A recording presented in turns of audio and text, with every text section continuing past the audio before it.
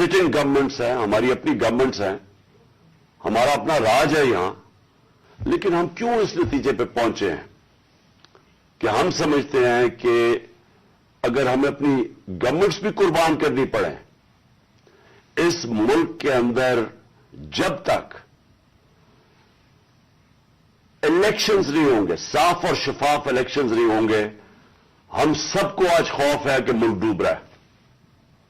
मैं आपको वो पाकिस्तानी होते हुए बता रहा हूं जिसने सारी बाहर कमाई की, 20 साल बाहर पैसे कमाए, सब कुछ बेच के, जो फ्लैट था वो बेच के, मनी ट्रेल दे के, अदालत में ये बता के मैंने वो किधर से पैसे लिए, जो भी मेरा आमदनी किधर थी, फिर मैंने फ्लैट लिया, फिर वो बेचा, फिर मनी ट्रेल, सब कुछ मेरा आज जीना बन रहा पाकिस्तान में। और मेरी तरह के सारे वो पाकिस्तानी, और मैं उन पाकिस्तानियों की बात कर रहा हूं जो कि इस मुल्क से प्यार करते हैं, इश्क करते हैं अपने मुल्क से, मैं उन पाकिस्तानियों की बात कर रहा हूं। मैं उनकी बात नहीं कर रहा जो चोरी करके इस मुल्क का पैसा बाहर भेजते हैं, जिनका सब कुछ बाहर है, बिजनेसेस बाहर हैं, बच्चे बाहर हैं, बड़े बड़े महलात बाहर हैं, यहां के चोरी के पैसे से बड़े बड़े शाहाना उनका जिंदगी है। और मैं उनकी बात नहीं कर रहा क्योंकि उनका इस मुल्क से क्या रिश्ता है, और मैं बाकी पाकिस्तानियों की बात कर रहा हूं जो समझते हैं कि हमारा जीना मरना पाकिस्तान में है। और मैं उन पाकिस्तानी में से हूं जिसको पूरा मौका था कि 20-25 साल बाहर मैंने क्रिकेट खेलता था, मेरी शादी भी वहां की, मैं वो पासपोर्ट ले सकता था, बरतानिया का पासपोर्ट ले सकता था, लेकिन ये मेरे कभी ज़हन में ये चीज नहीं आई कि मेरा पाकिस्तान के अलावा कोई और घर है। तो मैं आज वो पाकिस्तानी आज बात कर रहा है कि मुझे पहली दफा मुझे खौफ आ रहा है कि ये जो चोरों का टोला ऊपर बिठाया गया है, ये मुल्क को तबाही की तरफ लेके जा रहा है। मैं आज कोई पाकिस्तान के बिजनेसमैन से पूछ ले, कोई इंडस्ट्रियल से पूछ ले, पाकिस्तान के किसानों से पूछे, पाकिस्तान के मजदूर से पूछे, जिसकी आज आमदनी और उसका जो खर्चा है उसमें अब कोई बैलेंस ही नहीं रहा। 50 साल के बाद सबसे ज्यादा महंगाई हुई है आज पाकिस्तान में। आज हमारी इंडस्ट्री बंद हो रही है, वो इंडस्ट्री जो हमारे दौर में बड़ी मुश्किलों से तीसरे और चौथे साल में हमने मेहनत करके इंसेंटिव्स दे के इंडस्ट्री बढ़ाई, जो कि हमारे आखिरी महीने में 26% इंडस्ट्रियल ग्रोथ थी, जो टोटल इंडस्ट्री थी 10.7% पे लार्ज स्केल मैन्युफैक्चरिंग पाकिस्तान में ग्रो कर रही थी, दौलत में इजाफा हो रहा था, हमारे टैक्सेस बढ़ रहे थे, रिकॉर्ड, क्योंकि दौलत में इजाफा हो रहा था, टैक्सेस में इजाफा हो रहा था, रिकॉर्ड टैक्सेस इकट्ठे किए, रिकॉर्ड एक्सपोर्ट्स हमने की।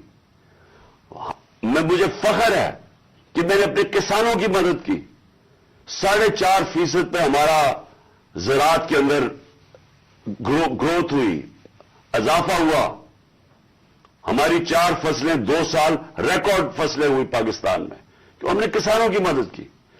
आज वो सारा जो पाकिस्तान वहां लेके जा रहे थे, आज मुझे एक चीज बताएं, मुझे बताएं कि पाकिस्तान में किसी में बेहतरी हुई है। आज मायूसी का ये आलम है मेरे मुल्क में कि 7.5 लाख पाकिस्तानी मुल्क छोड़ के चले गए 7 महीने में। इनमें प्रोफेशनल्स थे, इस मुल्क ने उनके ऊपर पैसा खर्च किया हुआ था, डॉक्टर्स थे, प्रोफेशनल्स थे, इंजीनियर्स थे, स्किल्ड वर्कर, जो तरखान जो स्किल्ड वर्कर होता है, 7.5 लाख लोग मुल्क को छोड़ के चले गए मायूसी में।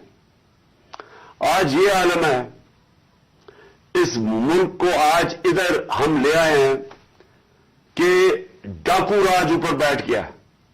30 साल से जो लोग लूट रहे थे उनको आके ऊपर बिठा दिया।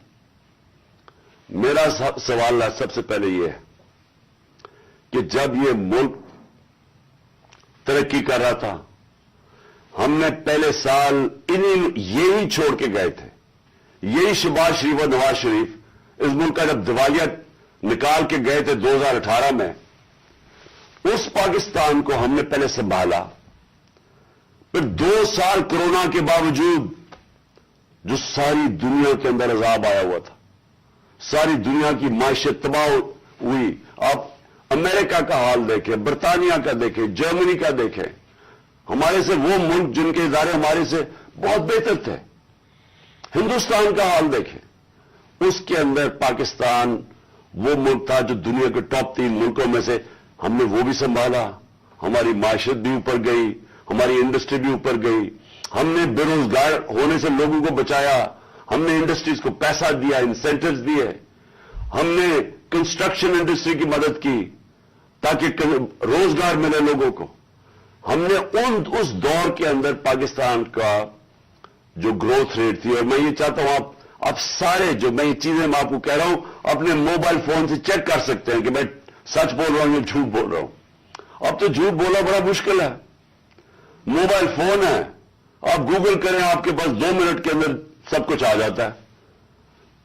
तो ये 17 साल के बाद पाकिस्तान की जो दौलत में इजाफा हुआ था वो 5,000 या 7% था हमारे तीसरे साल कोरोना के बावजूद, और 6% था हमारे चौथे साल।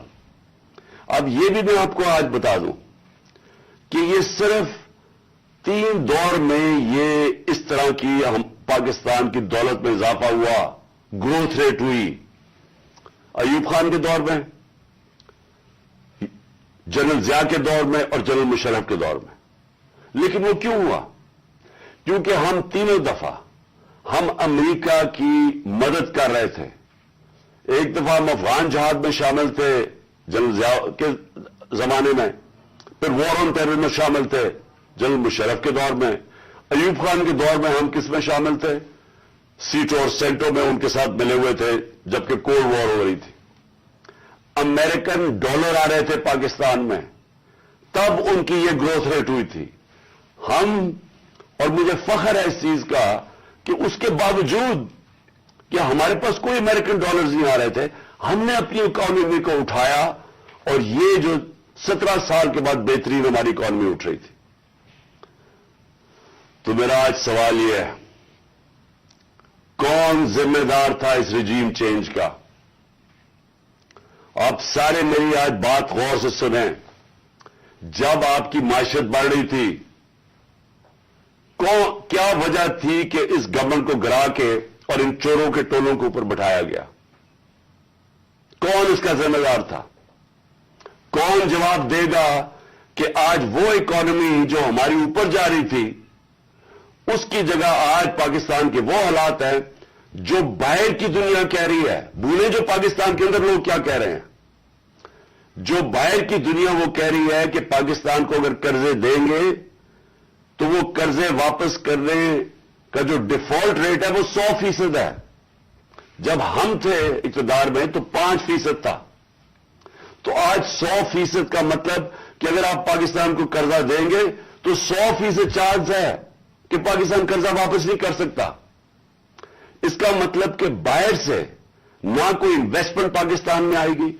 अभी 1 साल के अंदर, चंद महीनों बल्कि 10 महीनों के अंदर आधी हो गई है बाहर से इन्वेस्टमेंट। पिछले साल और अब के मुकाबले में आधी हो गई है।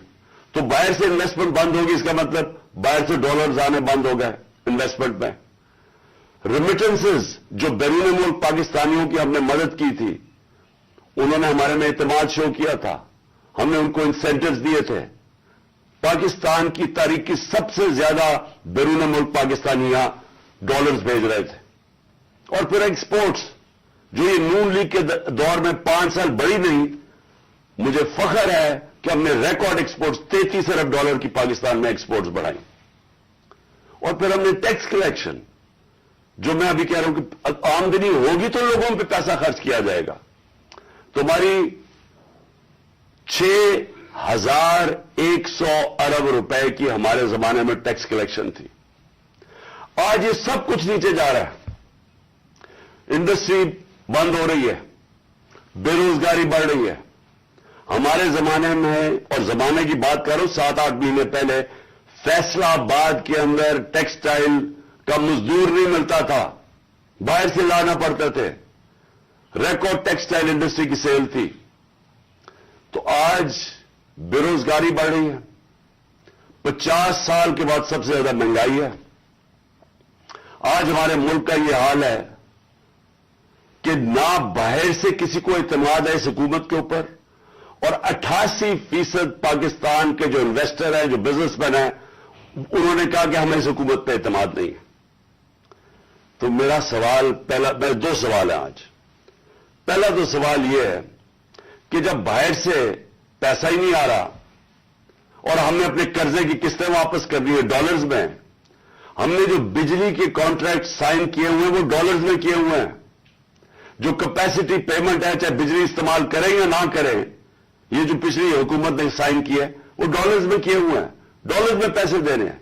तो जब डॉलर्स आ ही नहीं रहे पाकिस्तान में और कम हो गए आना, कर्जे हमारे बढ़ते जा रहे हैं, तो आगे पाकिस्तान कैसे आगे चलेगा? एक ही उम्मीद लगाई हुई है इन्होंने कि किसी ना किसी तरह जाके चाइना के पैर पकड़े या हम IMF के पड़े कि हमें वो पैसे दे दें।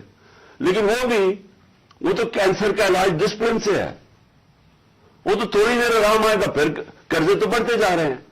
तरीका सिर्फ एक था, जो हमने कोशिश की कि मुल्क की दौलत में इजाफा हो। जब आपके मुल्क की दौलत में इजाफा होगा तो आप कर्जे वापस करेंगे। तो आगे तो इनके पास कोई रोड मैप ही नहीं है। अगर ये बड़ा अच्छा इन्होंने हमारी मायशत को संभाला होता तो हम आराम से इनके साथ कहते चले ठीक है, अपना टाइम पूरा कर लें।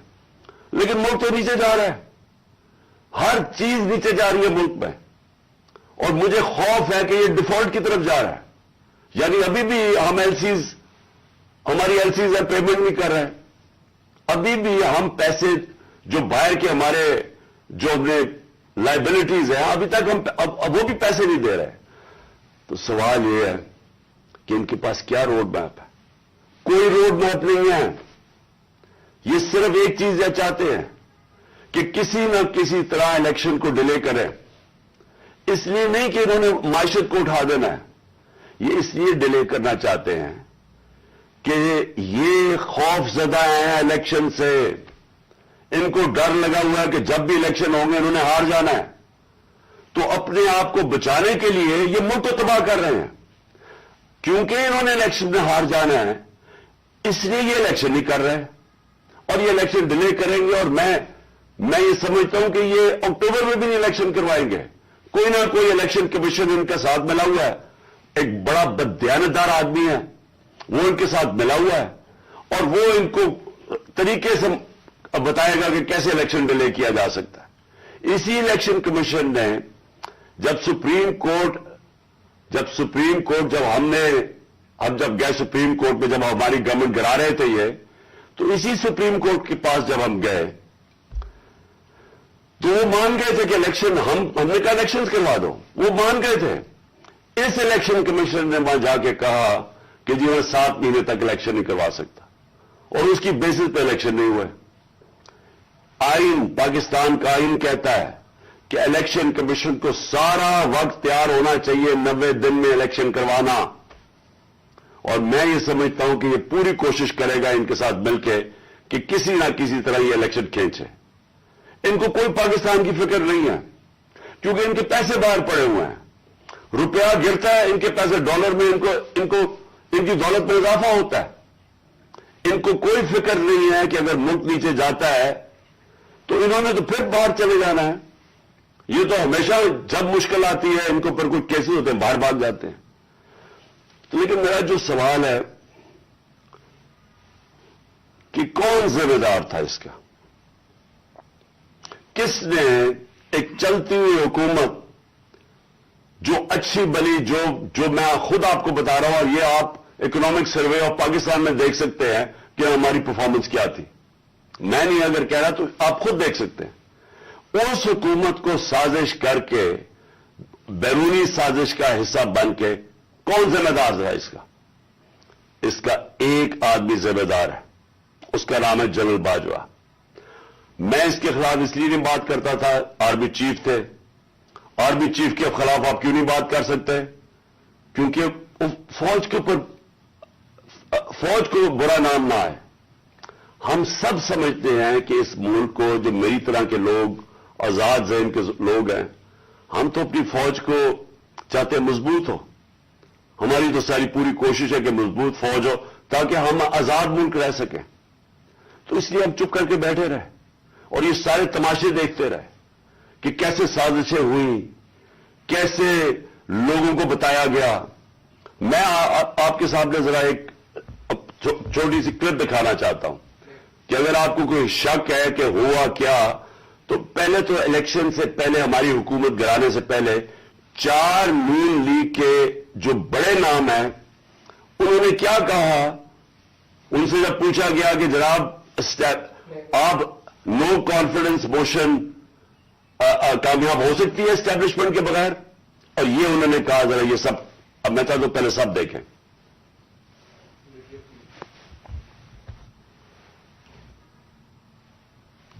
اور ہم چاہتے ہیں کہ اگلی حکومت کا فیصلہ پاکستان کی عوام سے.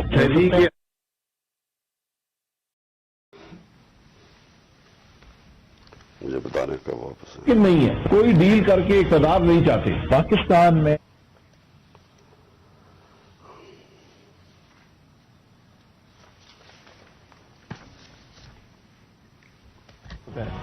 جب بھی عدم اعتماد کی ہوتے ہیں تو یقیناً ڈیل کے نتیجے. اسٹیبلشمنٹ کے بغیر عدم اعتماد کی تحریک کو کامیاب نہیں کیا جا سکتا, کیونکہ اسٹیبلشمنٹ بھی ایک تیسری قوت کے طور پہ یا چوتھی قوت کے طور پہ پارلیمنٹ میں یعنی بکن. ان تو جن کی وجہ سے ہوتا ہے, جن کی مدد سے ہوتا ہے, ہم ان کی مدد نہیں لینا چاہتے اور ہم چاہتے ہیں کہ اگلی حکومت کا فیصلہ. انہوں نے کل کیا کہا ذرا پہلے یہ بھی سن لیں, دوسرا کلپ, تاکہ آپ کو پتہ چل جائے کہ ہوا کیا اس ملک کے ساتھ.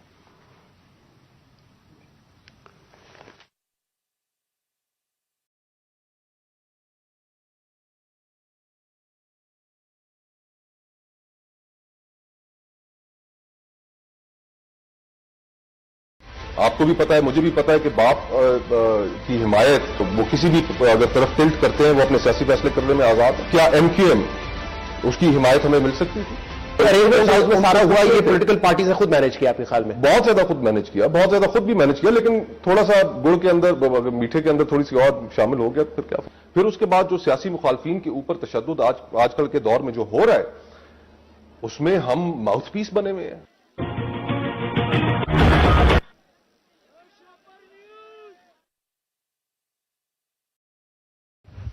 کہ یہ جو ساری سازش ہوئی تھی اس میں ہم کسی اور کو نہ کہیں, ایک آدمی کے فیصلہ کرتا ہے, وہ تھا آرمی چیف اس وقت کے جنرل باجوہ.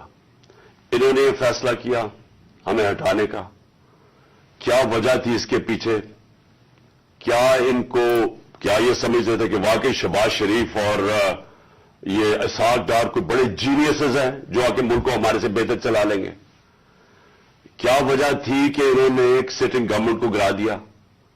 ہمارے لوگوں کو آ کے وہ جس طرح ابھی مصطفیٰ کوکر نے بتایا کہ بیپ کے ممبرز اور ایم کیو ایم کے ممبرز اور شہزان بگٹی سب کو پتا تھا کہ یہ تو جدھر حکم ملے گا ان کو اسٹیبلشمنٹ سے, انہوں نے ادھر جانا ہے, تو ان کو ادھر جا کے بھیج دیا کہ جناب آپ جا کے ادھر چلے جائیں, اور گورنمنٹ گر گئی. تو میرا اگلا سوال یہ ہے, جب گورنمنٹ گر گئی اور پھر ان کو یہ چیز کا علم ہوا کہ عوام ہمارے کے ساتھ آگے کھڑی ہو گئی, 10 اپریل کو پبلک سڑکوں کے اوپر نکلائی, لوگوں نے ان چوروں کو ریجیکٹ کر دیا, بلکہ ہماری مقبولیت بڑھنی شروع ہو گئی اس لیے کہ لوگ ان کی جب شکلیں لوگوں نے دیکھی, پھر سے مسلط کیا گیا ان کو عوام کے اوپر, تو لوگ ہمارے ساتھ اور جڑنا شروع ہو گئے, بڑے بڑے جلسے شروع ہو گئے. اس کے بعد الیکشن جب کروائے گئے تو الیکشن کے ریزلٹس میں اس کے باوجود کہ پوری کوشش کی گئی اسٹیٹ مشینری اس کو ان کو جتانے کے لیے, اس کے باوجود ہار گئے. قوم نے اپنا ورڈکٹ دے دیا, دوسرا الیکشن ہوا اس میں بھی ہار گئے. لیکن مجھے جو افسوس کی بات ہے کہ بجائے ایک سمجھے کہ جناب جنرل باجوہ آپ نے غلطی کر دی ہے، آپ کو عقل کل تو نہیں ہے، آپ دیکھ رہے ہیں کہ لوگ کدھر کھڑے ہیں۔ انہوں نے ہمارے اوپر جو ظلم کیا ہے، جس طرح ہمارے اوپر ظلم کیا گیا، میں آپ کو یقین دلاتا ہوں کہ جنرل مشرف کے مارشل لاء میں اپوزیشن میں تھا، مجھے انہوں نے جیل میں ڈالا، میں نے کہیں اس طرح کا ظلم نہیں دیکھا جنرل مشرف کے دور پہ جو یہ جنرل باجوہ نے ہمارے پہ کروایا۔ ہمارے لوگوں کے اوپر دھمکیاں، ٹیلی فون سے دھمکیاں آ رہی ہیں، وہ جو ہماری حمایت کرے یا جو ہمارے ساتھ میڈیا کے لوگ ہوں ان کے اوپر دھمکیاں، جو میڈیا ہاؤس تھا، سلمان اقبال وہ ملک سے باہر چلا گیا، اس کے بعد صابر شاکر ملک سے باہر چلا گیا، آج موحد پیرزادہ ملک سے باہر گیا ہوا ہے اسی خوف سے، ارشد شریف، اتنی بڑی ٹریجڈی ہوئی ہے، اس کو جو دھمکیاں دی، کیا وجہ تھی اس کی؟ وہ ایک دیانتدار آدمی وہ بتا رہا تھا کہ اس ملک کے ساتھ کیا ظلم ہوا ہے، کہ اچھی بلی گورنمنٹ آپ نے گرا کے چوروں کو بٹھا دیا، تو بجائے یہ کہ کریکٹ کرنا ہمارے اوپر ظلم شروع ہو گیا۔ اور ظلم کی انتہا یہ تھی کہ سوشل میڈیا کے لوگوں کو اٹھا کے لے جاتے تھے، ان کو مار پھینٹا لگا کے تو اگلے دوسرے دن گھر واپس بھیجتے تھے، دھمکیاں دیتے تھے کہ آگے سے کیا تو یہ ہوگا۔ جو اعظم سواتی سے کیا، جو اس سے پہلے جو شہباز گل سے کیا، کون سی اس نے اتنی بڑی بات کی تھی کہ اس کو ننگا کر کے مارا، اور وہ ابھی تک اس کے اثرات ہیں جو انہوں نے اس کو تشدد کیا اس کے اوپر۔ اور اعظم سواتی نے کیا بات کی تھی؟ اعظم سواتی نے یہ ٹویٹ کی کہ جنرل باجوہ آپ نے NRO 2 دیا، اس کے اوپر جو اس بیچارے سے کیا گیا، کون سی جمہوریت میں یہ ہوتا ہے؟ اور وہ بات کہ جو سچ ہے، NRO 2 جنرل باجوہ نے دیا ہے، ساری قوم کو پتا ہے، مجھے پتا ہے کہ میں جب کہتا رہا، جب میں گورنمنٹ میں تھا، میں جنرل باجوہ کو کہتا رہا کہ یہ 30 سال سے چوری کر رہے ہیں، ان کے اوپر کرپشن کیسز ہیں، نیب آپ کے نیچے ہے، آپ نیب کنٹرول کرتے ہیں، میرے نیچے ہی نہیں ہے، کیوں نہیں ان کے کیسز آگے بڑھاتے؟ پہلے تو ہمیں سارا وقت یہ بتاتے رہے کہ فکر نہ کریں سر، ہو رہا ہے سب کچھ، سر ابھی کچھ ہو رہا ہے، پہلے تو ہمیں یہ بتاتے رہے۔ آہستہ آہستہ ہمیں پتا چلا کہ ان کی تو کوئی نیت ہی نہیں ہے کرپشن کی۔ مجھے پھر کہنا شروع ہو گیا کہ جی آپ ملک کی اقتصادیات کو ٹھیک کریں، اکانومی کو ٹھیک کریں، بھول جائیں اس کو، یہ اکاؤنٹیبلٹی کو۔ کبھی کوئی مہذب معاشرہ یہ اجازت دیتا ہے کہ بڑے بڑے لوگ جو اربوں روپے کی چوری کریں، آپ کہ ان کو بھول جائیں، ان کو NRO دے دیں، اور آپ چھوٹے چھوٹے چوروں کو پکڑنا شروع کریں اور سمجھیں کہ آپ کا ملک ترقی کر سکتا ہے؟ کیا چین پاگل ہے جنہوں نے 450 وزیروں کو جیلوں میں ڈالا ہے پچھلے چند سالوں میں؟ کیا جو پریزیڈنٹ شی جن پنگ ہے اس کو اسٹیٹسمین مانا جاتا ہے؟ اس نے وہ کام کر دیا جو دنیا میں کسی نے کیا ہی نہیں ہے۔ 70 کروڑ لوگوں کو اس نے غربت سے نکالا ہے چائنا میں پچھلے 30 سالوں میں۔ وہ اس کو کیا ضرورت پڑی ہے کہ جو کرپٹ منسٹر ان کو پکڑے، ان کا احتساب کرے؟ کیونکہ کوئی معاشرہ بھی کامیاب نہیں ہو سکتا جب تک رول آف لا نہیں ہوتا، جب تک انصاف نہیں ہوتا، جب تک آپ بڑے بڑے لوگوں کو، جو اصل تو نقصان ملک کو بڑے چور کرتے ہیں، آپ ان کو پکڑ نہیں رہے، اور آپ کہہ رہے ہیں کہ نیچے سے یہ بیچارے چھوٹے چھوٹے لوگوں، پٹواریوں کو پکڑتے رہے۔ اور یہ ہمارے سامنے ہوا، شہباز شریف کو بچایا گیا، اس کو اوپر اوپن اینڈ شٹ کیس تھا، اس کا 16 ارب روپے کا یہ جو FI کا کیس تھا، اس میں تو کوئی شک ہی نہیں تھا۔ اور اس کا جو بیٹا باہر بھاگ گیا، آج جو سلمان شہباز واپس آیا ہے، وہ کیوں باہر بھاگا تھا؟ جیسے ہی FIA نے اس سے سوال پوچھا کہ جناب بتائیے مقصود چپڑاسی اور نوکروں کے پاس اربوں روپے کدھر سے آئے، وہ ایک دم ملک سے باہر بھاگ گیا، اور اس کو ان ساروں کو واپس لایا جا رہا ہے۔ کیا ہوا؟ اس میں کوئی شک ہے کہ NRO 2 دے کے اس سارے ملک کا ایک جنرل مشرف نے نقصان کرایا تھا NRO 1 کا؟ اس ملک نے بھاری قیمت ادا کی اس کی، 4 گنا زیادہ ہمارا قرضہ چڑھایا انہوں نے 10 سالوں میں لوٹ مار کر کے۔ اور پھر جب ان کے اوپر کیسز تھے، 1100 ارب روپے کے کیسز ہیں، وہ انہوں نے پھر ان کو NRO 2 دلوا دیا۔ تو کون تھا اس کا ذمہ دار؟ کس نے یہ کیا تھا؟ جنرل باجوہ نے کیا تھا. میں آپ کو چیزیں اس کی طرف دکھانا چاہتا ہوں کہ کیسے قانون انہوں نے بنایا جس میں بچے لوگ، جس میں ہر کسی کو بچایا گیا. انہوں نے جناب نیب لا کی سیکشن 4 میں امینڈمنٹ کی، اس کے اندر یہ فیصلہ، اس کے اندر کون بچتے ہیں؟ راجہ پرویز اشرف بچ جاتے ہیں اور شاید خاقان عباسی بچ جاتے ہیں. پھر انہوں نے ایک اور کیا، بے نامی دار کی ڈیفینیشن سیکشن 5E، اس میں مریم نواز پاک ہو کے نکلا ہی ساری چوری سے. پھر انہوں نے سیکشن 9 جس کے اندر شہباز شریف بچ جاتے ہیں، اور اس جس کے اندر کہ اگر آپ کسی اور کے نام پہ، یعنی اگر آپ میں پرائم منسٹر ہوں، میں اپنے خاندان کے نام پہ چیزیں لوں تو اس کا مطلب کہ آپ جواب دہی نہیں ہیں. تو جو ٹی کے سارے کیسز تھے شہباز شریف کے، وہ اس سے پاک ہو گیا. پھر سیکشن 14 کہ آپ کو بتانا پڑتا ہے کہ اگر میرے پاس کوئی باہر ایسٹس ہوں، یعنی انگلینڈ میں میری جگہ ہو یا کوئی باہر ہو، امریکہ میں ہو، تو اگر یہ پتہ ثابت ہو جائے کہ یہ میری جگہ ہے تو مجھے بتانا پڑتا ہے کہ یہ میرے کدھر سے پیسہ آیا اس کو خریدنے کے لیے. وہ انہوں نے صاف کر دیا. اب نیب بتائے گی کہ ان کے پاس پیسہ کدھر سے آیا. یعنی ہر دنیا کے اندر اگر میں پبلک آفس ہولڈر ہوں، یہ میری ذمہ داری ہے بتانے کے لیے کہ اگر میرا کوئی بڑا محل میں نے خریدا ہوا ہے، مجھے بتانا پڑتا ہے پیسہ کدھر سے آیا. انہوں نے وہ قانون ہی ختم کر دیا. چن کے آصف زرداری بھی اس میں صاف ہو گیا. چن کے وہ لوگ جو 30 سال سے اس ملک کو لوٹ رہے تھے، ان ساروں کو انہوں نے پاک اور صاف کر دیا. یہ اصل وجہ ہے مایوسی کی آج پاکستان میں. لوگ جنہوں نے یہ تماشا دیکھ رہے ہیں کہ ایک طرف قوم مر رہی ہے اس مہنگائی کے اندر اور فیکٹریاں بند ہو رہی ہیں، بے روزگاری کی قرضے چڑھتے جا رہے ہیں، ایک طرف یہ ہے اور دوسری طرف یہ اربوں روپے کی ان کی کرپشن معاف ہو رہی ہے. اور یہ بہت بڑی وجہ ہے آج مایوسی کی. اور میں نے یہ جو ہمارے اوپر ظلم ہوا، میں صرف اس کے اوپر آنا چاہتا ہوں کہ مجھے ایک جگہ بتایا گیا جنرل باجوہ نے کہ جی آپ کے لوگوں کے اوپر ہمارے پاس تو فائلیں ہیں ان کی کرپشن کی، ان کے اوپر فلمیں بنی ہوئی ہیں، ان کی ویڈیوز بنی ہوئی ہیں.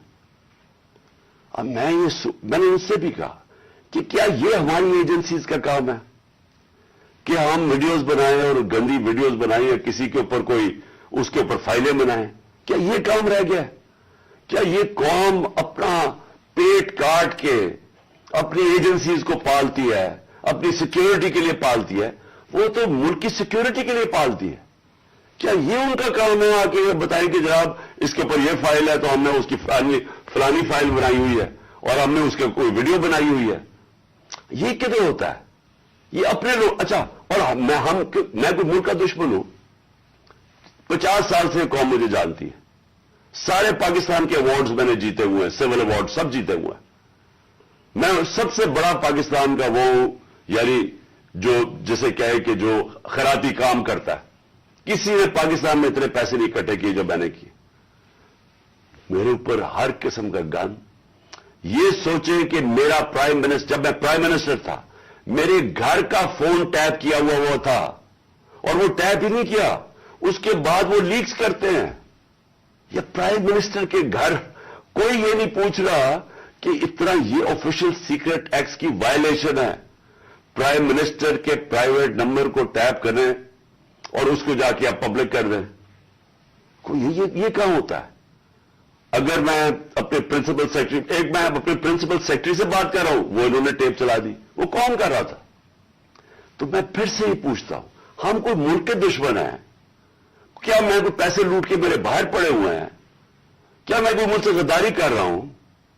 لیکن جو ہمارے سے کیا گیا اور اعظم سواتی سے جو کیا گیا، اس کی بیوی کو ویڈیو بھیج دی. یعنی اس لیول پہ نیچے گرنا تھا کہ اس کے گھر ویڈیو بھیج دی اس کی.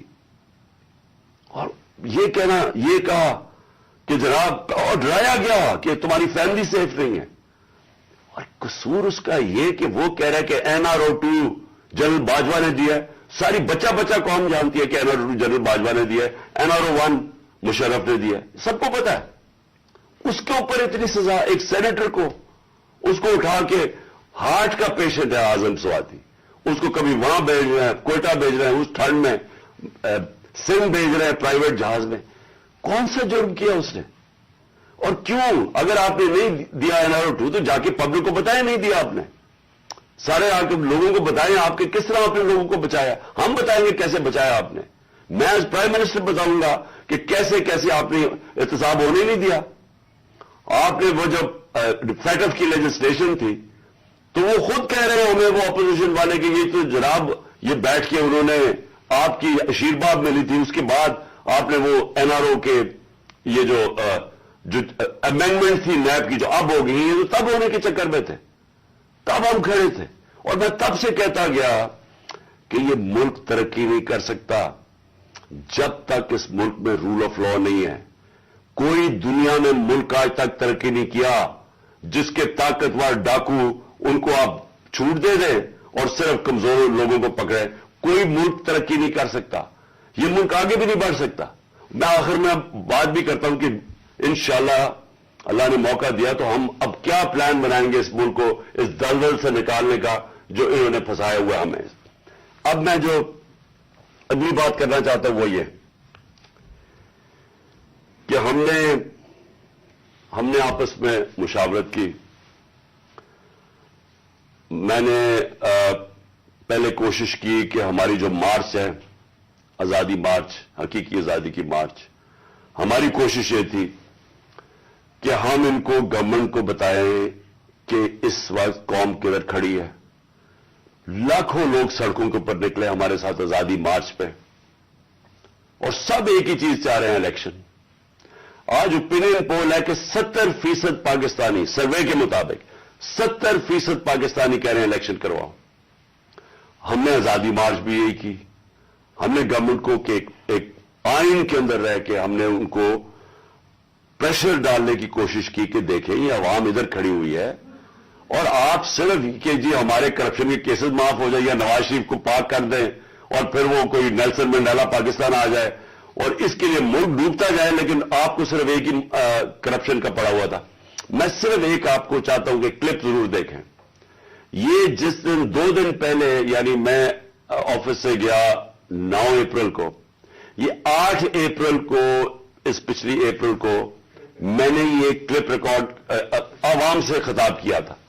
मैं सिर्फ चाहता हूं ये आप देख लें कि ये नहीं कि मुझे नहीं पता था कि क्या होगा या ये जो हुआ है ये हमें पता नहीं था, ये होना था। और इसके ऊपर मैंने 2 दिन पहले इक़्तिदार छोड़ने से पहले ये जरा क्लिप जरा देख लें। इसी तरह बस पावर मिल जाए ताकि फिर से पहले जो NRO 1 बना था इनको सारों ने इन्होंने मिलकर जो चोरी की जनरल मुशर्रफ ने NRO दे दिया, अब ये NRO 2 होगा। इनका मकसद सिर्फ ये है कि वहां असेंबली पे आए। सबसे पहला ये काम मैं आज आपको कह रहा हूं, इन्होंने नैब को खत्म करना है, इन्होंने अपने करप्शन केसेस खत्म करने हैं। इस वक्त हालात ये हैं कि ये जो सारे जमानत के ऊपर है, डर किस चीज का है, इनके सारे केसेस आने लगे सामने, तो वो जल्दी जल्दी हटाना चाहते थे कि किसी तरह ये अपने केसेस से निकल जाए। अब ये सारा ये झुमझुटा इकट्ठा हो जाएगा और सिर्फ एक मसला, किसी तरह बस पावर मिल जाए ताकि फिर से पहले जो NRO 1 बना था इनको सारों ने इन्होंने मिलकर जो चोरी की जनरल मुशर्रफ ने NRO दे दिया, अब ये NRO 2 होगा। इनका मकसद सिर्फ ये है कि वहां असेंबली पे आए। सबसे पहला ये काम मैं आज आपको कह रहा हूं, इन्होंने नैब को खत्म करना है, इन्होंने अपने करप्शन केसेस खत्म करने हैं। इस वक्त हालात ये हैं कि ये जो सारे जमानत के ऊपर है, डर किस चीज का है, इनके सारे केसेस आने लगे सामने, तो वो जल्दी जल्दी हटाना चाहते थे कि किसी तरह ये अपने केसेस से निकल जाए। अब ये सारा ये झुमझुटा इकट्ठा हो जाएगा और सिर्फ एक मसला, किसी तरह बस पावर मिल जाए ताकि फिर से पहले जो NRO 1 बना था इनको सारों ने इन्होंने मिलकर जो चोरी की जनरल मुशर्रफ ने NRO दे दिया, अब ये NRO 2 होगा। इनका मकसद सिर्फ ये है कि वहां असेंबली पे आए। सबसे पहला ये काम मैं आज आपको कह रहा हूं, इन्होंने नैब को खत्म करना है, इन्होंने अपने करप्शन केसेस खत्म करने हैं। इस वक्त हालात ये हैं कि ये जो सारे जमानत के ऊपर है, डर किस चीज का है, इनके सारे केसेस आने लगे सामने, तो वो जल्दी जल्दी हटाना चाहते थे कि किसी तरह ये अपने केसेस से निकल जाए। अब ये सारा ये झुमझुटा इकट्ठा हो जाएगा और सिर्फ एक मसला, किसी तरह बस पावर मिल जाए ताकि फिर से पहले जो NRO 1 बना था इनको सारों ने इन्होंने मिलकर जो चोरी की जनरल मुशर्रफ ने एनआरओ दे दिया, अब ये एनआरओ 2 होगा। इनका मकसद सिर्फ ये है कि वहां असेंबली में आए। सबसे पहला ये काम मैं आज आपको कह रहा हूं, इन्होंने नैब को खत्म करना है, इन्होंने अपने करप्शन केसेस खत्म करने हैं। इस वक्त हालात ये हैं कि ये सिर्फ आपको इसलिए दिखा रहा था कि हमें सब पता था ये क्या हो रहा है। मुझे ये साजिश का पूरी तरह पता था। मुझे मेरे हटने से 1 साल पहले का अंदाजा हो गया था कि ये शहबाज शरीफ को तैयार किया जा रहा है लाने के लिए। इसके बावजूद कि उसके पास 16 अरब रुपए उसके और उसके बच्चों के ऊपर एफआईए केस थे और 8 अरब रुपए के नैब के केस थे। तो मुझे ये सारा पता था ये हो रहा है। और मुझे अफसोस की बात यह है कि मैं जब भी पूछता था जनरल बाजवा से तो हमेशा कहते थे कि नहीं, हम तो किसी सूरत हम ऐसा नहीं कर सकते, हम तो कंटिन्यूटी चाहते हैं। तो उसका नतीजा क्या हुआ? वो आ गया, शहबाज शरीफ आ गया और आपके सामने जो मुल्क के अब हालात हैं, आप सब सारी कौम के सामने हैं। मेरा पॉइंट ये है आज कि मैं अभी आखिरी जो अभी अनाउंसमेंट जो करने लगा हूं, उससे पहले मैं सिर्फ ये पूछना चाहता हूं, कौन है जिम्मेदार इसका? क्या कोई इसका जवाब देगा कि अच्छी भली गवर्नमेंट चलते हुए उसको गिरा के इन चोरों को ऊपर ले आए? और मेरा अगला सवाल यह है कि उसके बाद जो हमारे ऊपर सख्तियां की गई, मैं सवाल ये पूछता हूं कि क्या हम भेड़ बकरियां हैं, हम कीड़े मकोड़े हैं कि आप जब फैसला करें पहले आप, और मैंने आपके कानों से, जनरल बाजवा के कानों से सुना कि ये करप्ट है, अब आपने फैसला किया कि ये ठीक हो गए हैं और आपने फैसला किया कि जनाब ये आप मुल्क को ठीक करेंगे। तो क्या हम वो कीड़े मकोड़े हैं कि जिधर आप भेड़ बकरियों को धकेलेंगे हम उधर चले जाएंगे? यानी हम इंसान हैं या हम जानवर हैं कि जो आपका फैसला हो बंद कमरों के अंदर हम उसी के ऊपर चल पड़े? और आपको जब नजर भी आ रहा था कि पाकिस्तानी कौम इनको रिजेक्ट कर रही है, हमें तो हमारे साथ मेरा तो फायदा करवा दिया। मुझे तो अल्लाह ने कभी इतनी इज्जत दी नहीं जो इसके बाद मिली है, लेकिन मुल्क को किधर पहुंचा दिया आज। और मैं क्या ये पूछना चाहता हूं कि पाकिस्तान का मुस्तकबिल है कि पहले ये लूटेंगे, अब इनके बच्चे तैयार हो गए लूटने के लिए, क्या अब हम उनको लेके आएंगे? और अगर हम उनके खिलाफ जाएंगे और हम उनको रेजिस्ट करेंगे तो हमें फैटा लगाया जाएगा, हमारे पर केसेस किए जाएंगे, हमें डराया जाएगा। मुझे अभी भी कह रहे हैं कि जी आप अगर ये आपने गवर्नमेंट छोड़ दी तो आपके ऊपर बड़ा जुल्म होगा, आपकी प्रोटेक्शन चली जाएगी। जब मैं जा रहा था, मैं आज अपनी कौम को बताना चाहता हूं कि जब मैं जा रहा था मार्च के ऊपर, सबको, मेरे इर्द गिर्द भी लोगों को पता है, मैंने सबको कहा था कि इसमें वारदात होगी, मेरे खिलाफ मेरी जान को खतरा है। मैंने टीवी के ऊपर जाके उससे पहले बताया था कि ये दीनी इंतहा पसंद के नाम पे मुझे कत्ल करेंगे। हर रोज जब मैं मार्च पे जाता था और मैं बुशरा बेगम को खुदा हाफिज कहता था, मैं तो उनको सलाम करता हूं कि उनको पता होते हुए कि मेरी जान खतरे में थी, उसके बावजूद वो मुझे कहती थी कि नहीं जाओ, ये जहाद है, ये अल्लाह के लिए आप काम कर रहे हैं। कोई अपनी जिंदगी खतरे में नहीं डालता पैसे के लिए या इक्तदार के लिए, कोई जिंदगी खतरे में नहीं डालता। जहाद के लिए, जब आप अल्लाह के लिए काम कर रहे हैं, तब आप पता होते हुए कि आप जिंदगी खतरे में, उसके बावजूद जाता था मैं। और मैं जैसे ठीक होऊंगा इंशाअल्लाह, जैसे मैं चलने के काबिल होऊंगा, मैं फिर निकलूंगा बाहर, क्योंकि ये अल्लाह का काम है। अपनी कौम को हकीकी तौर पे आजाद करना ये अल्लाह का हुक्म है। हमें जुल्म और नाइंसाफी के साथ सामने खड़ा होना ये ऊपर वाले का हुक्म है। इसको वो जहाद कहता है। अमर बिल मारूफ पे चलना, कि जब आप देख रहे हैं ये सारे चोरों का टोला ऊपर बैठ गया है और आप चुप करके बैठे रहे भेड़ बकरियों की तरह, ये आप कुरान का जो अल्लाह का हुक्म है उसके खिलाफ जा रहे हैं। तो मेरे लिए तो ये जहाद है, तो मैंने तो ये रुकना नहीं है। और मैं अपनी सारी कौम को आज कह रहा हूं, मैं नौजवानों आपको कह रहा हूं, ये कभी ना सोचे जो ये 7.5 लाख हमारे लोग मुल्क छोड़ के गए हैं। मुझे अफसोस है कि देखिए आसान रास्ता है। मेरे लिए क्या आसान जिंदगी थी। मैं क्रिकेट के बाद कुछ भी ना करता, थोड़ी सी क्रिकेट के ऊपर बातचीत करता हूं, अल्लाह ने मुकाम इतना दिया हुआ है, मैं करोड़ रुपया कमा सकता हूं।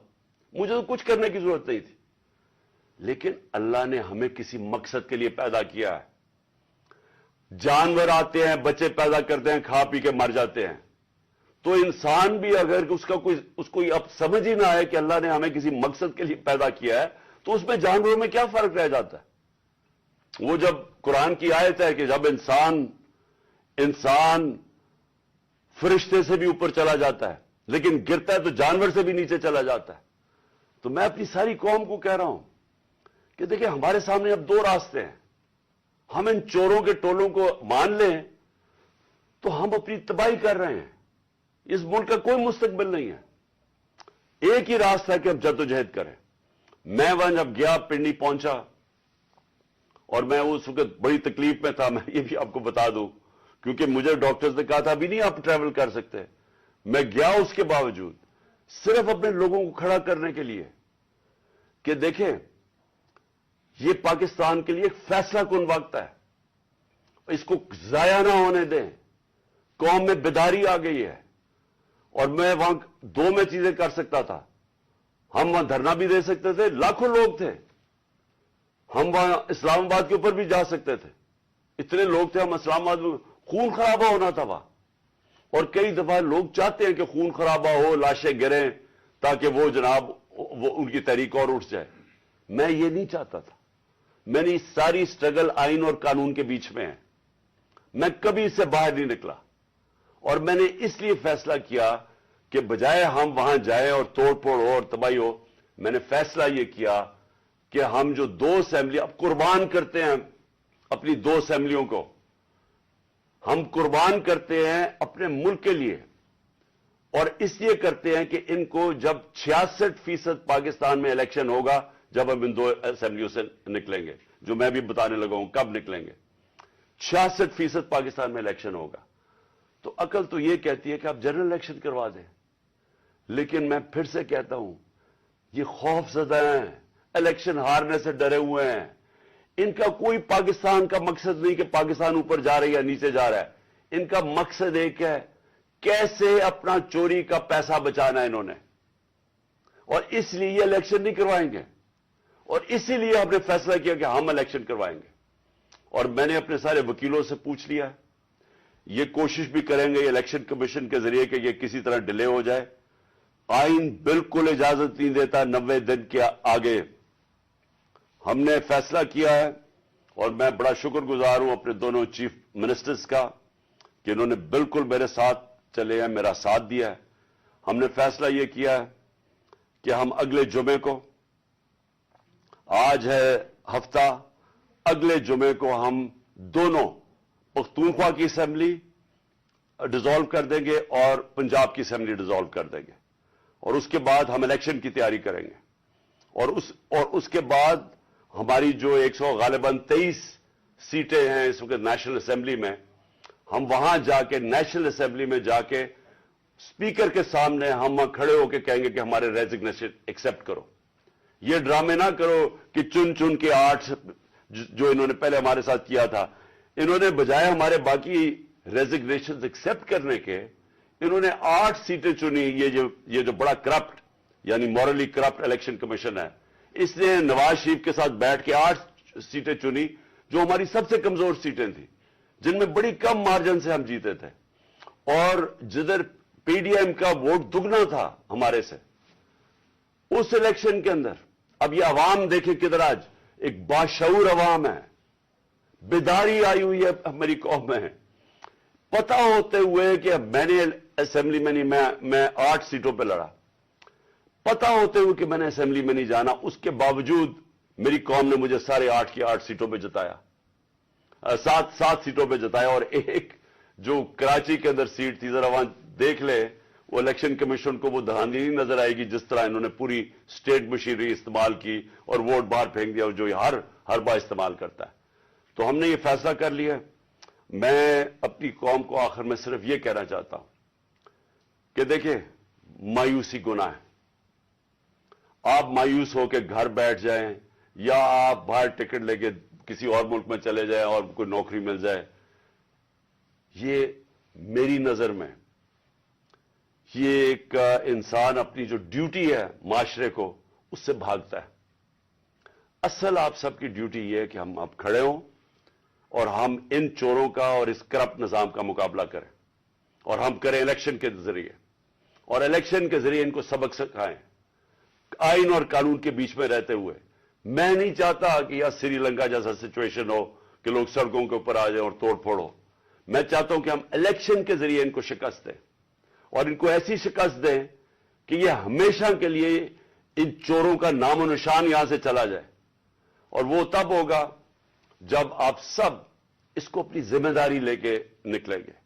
اور میں آپ کو آخر میں یہ کہنا چاہتا ہوں کہ مایوسی جو ہے، میں 3.5 سال گورنمنٹ میں رہا، اس کے باوجود کہ بینکرپٹ گورنمنٹ میں لی، اس کے باوجود کہ ہمارے پاس تجربہ ہی نہیں تھا بالکل۔ ہم پہلی دفعہ گورنمنٹ میں آئے تھے، ایک کے بعد دوسرا کرائسس تھا، صدی میں ایک دفعہ کرونا جیسا کرائسس آتا ہے، وہ اوپر سے آ گیا، 2 سال وہ رہا۔ اس کے باوجود پاکستان میں کسی گورنمنٹ نے، جس طرح میں نے کہا کہ جو ملٹری ڈکٹیٹرز کو تو امریکن ڈالرز ملے، ہمیں تو کوئی ڈالرز نہیں ملے۔ سب سے بہترین ہماری اکنامک پرفارمنس تھی، اس سب کے باوجود۔ اب ہم سمجھ گئے ہیں، مجھے تیسرے اور چوتھے سال میں پوری سمجھ آ گئی کہ یہ گورنمنٹ چلتی کیسے ہے۔ میں آخر میں صرف آپ کو یہ کہنا چاہتا ہوں، مایوس نہ ہوں۔ ملک یہ تب اب اٹھے گا جب بڑے اور مشکل فیصلے ہوں گے۔ یہ مشکل فیصلے ان کے نہیں کہ قیمتیں بڑھاتے جاؤ اور کہو جی مشکل فیصلہ ہے۔ مشکل فیصلے کا مطلب ملک کے اداروں کو ری اسٹرکچر کریں، اس ملک کے اندر انصاف قائم کریں، رول آف لا قائم کریں۔ اگر اللہ بھاری اکثریت دیتا ہے تو تب آپ یہ سب کچھ کر سکتے ہیں، اس ملک میں اصلاحات کر سکتے ہیں، ادارے ٹھیک کر سکتے ہیں۔ جو گورنمنٹ کیسے چلتی ہے، اتنی بڑی ہم نے گورنمنٹ بنا دی ہے اور وہ ہمیں آگے نکلنے نہیں دیتی، ہر جگہ رکاوٹیں بن گئی ہوئی ہے، اور وہ ہم نے کافی چینج بھی کیا۔ ایکسپورٹس بڑھانی ہے، ہم نے ریکارڈ ایکسپورٹس بڑھائی۔ کیسے ہم نے ایکسپورٹس بڑھانی ہے اس کا ہم نے پلان بنایا ہوا ہے۔ اسمال اور میڈیم انڈسٹری کو کیسے کھڑا کرنا ہے جو اصل روزگار دیتی ہے اور دولت میں اضافہ ہوتا ہے۔ اپنی ایگریکلچر جو زراعت ہے، ہم نے چائنا سے بات کر چکے تھے کہ نئی ٹیکنالوجی ہم لے کے آئیں۔ بدقسمتی سے کرونا کی وجہ سے 2 سال چائنا بند ہو گیا۔ وہ جو نئی ٹیکنالوجی سے ہم نے صرف اپنی، اگر ہم وہ چھوڑیں کہ جو چائنا کے اندر وہ پیداوار لیتے ہیں 1 ایکڑ سے، ہم اگر اپنی دگنی کر لیں تو اب یہ سمجھیں کہ پاکستان کے اندر ایک انقلاب آ جائے گا۔ میں آخر میں یہ کہنا چاہتا ہوں کہ کوئی مایوس ہونے کی کوئی ضرورت نہیں ہے۔ یہ ٹورزم میں ہی ہم اتنا پیسہ بنا سکتے ہیں، اور وہ بھی بدقسمتی سے کرونا کی وجہ سے ٹورزم ساری دنیا میں بند ہوگی۔ ہم اس ملک کو اٹھا سکتے ہیں، لیکن وہ گورنمنٹ اٹھائے گی جس کے پاس ایک مینڈیٹ ہو، جس کے پاس عوام کی طاقت ہو، اور اس اللہ کے بعد اس ملک کے جو وارث ہے وہ عوام ہے، اور کوئی نہیں۔ عوام اس ملک کی وارث ہے، اور میں ان میں آپ میں سے ہوں۔ ہم نے اس عوام نے ایک قوم بن کے ہم نے اس مشکل وقت سے نکلنا ہے، اور لیکن وہ نکلیں گے تب جب اس ملک کے اندر صاف اور شفاف الیکشن ہو، اور اس کے لیے ہماری اب جدوجہد جاری رہے گی۔